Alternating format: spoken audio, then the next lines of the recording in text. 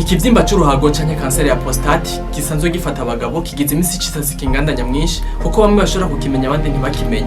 Ubugwayi bwa kanseri ya prostate ibigo byinshi bitandukanye ndetse namwe n'abaganga bakomakomeye baricaye bagaragaza ibimenyetso biranga ino ngwara ya kanseri ya prostate, aho bagiye berekana neza ko uyu mugabo agiye kwihagarika agasora umwanda muto usa n'amaraso ari kimwe mu bimenyetso bigaragaza ubugwayi bwa kanseri ya prostate, rimwe na rimwe by'umwihariko akaribwa munsi y'umugongo, kandi ngo yagiye gusohora umwanda muto bikamugora cyane ko ashobora kuhagarika byihuse. Ikindi kimenyetso kiranga uyigwaye cyangwa umuntu ashobora kuyigwara, ashobora kuribwa mu giti cy'umugongo mu gihande cyo hasi. Si ibyo gusa, kuba yigwaye basohoye intanga zishobora gusohoka ziri mu turaso dukeya, ico kikaba ikindi kimenyetso kigaragaza umuntu agwaye ingwara ya kanseri ya prostate. Abadokiteri bakomakomeye ndetse n'ibigo bikomakomeye bagiye bagaragaza neza ko ino ngwara ishobora kugaragaza ibimenyetso by'ubugwayi bwayo canke n'ibigaragaza. Ibyo bikaba bimwe mu bishobora gutuma abantu benshi bacikana batabizi bahitanywe n'ino ngwara. Ikigo American Urologic Association hamwe na Dr. William Daoud bagiye bagaragaza neza yuko ino ngwara ikarira bamwe mu bagabo bafite imyaka 50 kuduga. Dr. Otis Brawley wo muri John Hopkins University atugaragariza neza ko ino ngwara ishobora gufata abantu bikomotse kuri heredité canke ihererekanya murage. Uyo mu muryango wanyu habonetse umuntu ayigwaye, mu biroroshe cyane ko namwe mu muryango wanyu hashobora gukomoka undi muntu ashobora kuyigwara. Ikigo Mayo Clinic nacyo nicyatanze kugira ico kibivuzeko, aho cyagaragaje neza ko abantu bakunda kwihereza inzoga, abantu bakunda gufungura inyama zitukura ndetse n'abantu bakunda kwihereza ibifungurwa birimo amavuta menshi, ko abo bantu baba ariko baraharura inzira ikomeye yo kuzogwara ingwara ya kanseri ya prostate.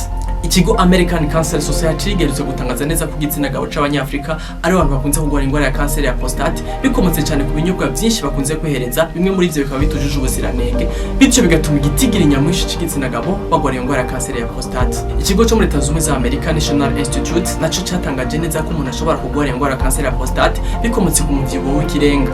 Ugiye umuntu ashobora kugira umuvyibuho w'ikirenga bikomotse ku vyarya canke vyanywa bishobora kuzomuteza ubugwayi bwa kanseri ya prostate mu gihe atabibereye maso ngo atangure kwikingira hakiri kare. Si ivyo gusa, ikigo WHO naco nicyasigaye inyuma mu gihe ico kivuze ko kubijanye n'ubuno bugwayi bwa kanseri ya prostate, aho bamenyesheje ko igitigira nyamwinshi c'igitsina gabo badakunze gukora imyitozo ngororamubiri nabo bari mu nzira yo gushobora kugwara ubugwayi bwa kanseri ya prostate mu gihe badashobora kwikingira hakiri kare ngo bakore imyitozo ngororamubiri, bari guharura inzira izoshobora gutuma bagwara ubugwayi bwa kanseri ya prostate. Igitigira nyamwinshi gifise mu bwenge bwabo ko ingwara ya kanseri ya prostate ari ingwara y'abantu bakuze, ariko siko biri. Ibigo byinshi bitandukanye muri n'abadokiteri tugiye kuvuga bagiye batangaza neza ko abakiri bato cyane muri no misi nabo bageramiye n'ubugwayi bwa kanseri ya prostate. Cyo kigo twavuga cyo muri Leta Zunze za Amerika National Cancer Institute gerutse gutangaza neza yuko gerutse kubona abakiri bato guhera ku myaka 30 kuduga bagize imisi bibonekeza mu bugwayi bwa kanseri ya prostate. Ikigo American Cancer Society naco kikagaragaza neza ko abakiri bato iyo bagoye ingwara ya kanseri ya prostate biba bigoranye cyane ko bashobora gukira kuko babahanganye cyane n'ibinyobwa ndetse n'ibiribwa bisanzwe bitera iyo ngwara ya kanseri ya prostate.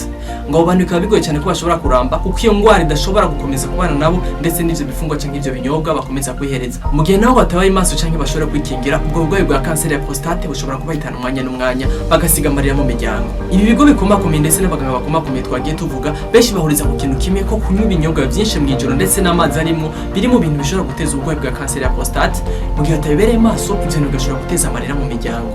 Bamwe bakibaza bati mbega umuntu amaze kugwara ingwara ya kanseri ya prostate cyangwa ataranayigwara yokora iki kugira ngo ashobore kuramira amagara yiwe. Ibigo bikomakomeye Harvard Medical School, Mayo Clinic hamwe na American Cancer Society byagiye bitangaza bimwe mu bifungurwa umuntu ashobora gufungura agashobora kuramira amagara yiwe.